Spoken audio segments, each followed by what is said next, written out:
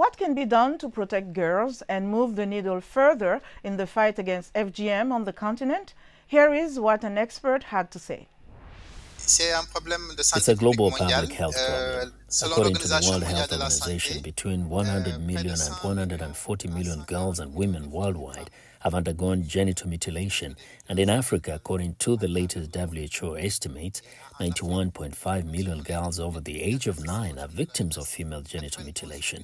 And you can see that this covers a large population, with over 3 million girls at risk of being mutilated every year in Africa.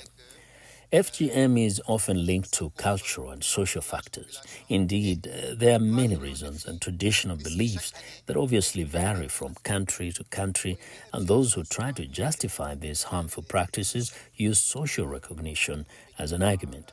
This means that women who are victims of mutilation will be recognized by the social fabric, by society, as now belonging to a group of privileged insiders. In some societies, women who are cut are said to have a higher dowry.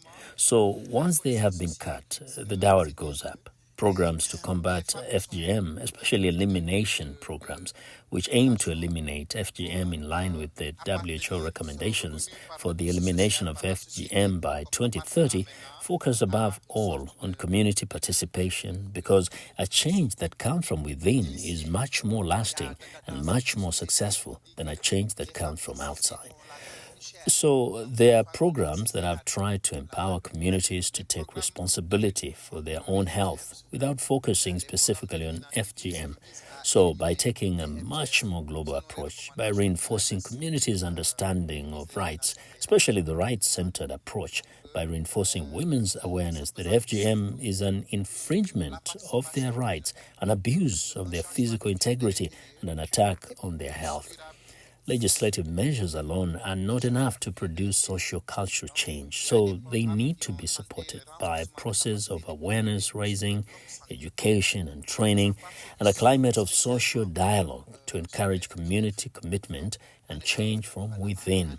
However, I believe that by synergizing all these interventions at both community and the legislative levels, we will be able to achieve lasting and sustainable change.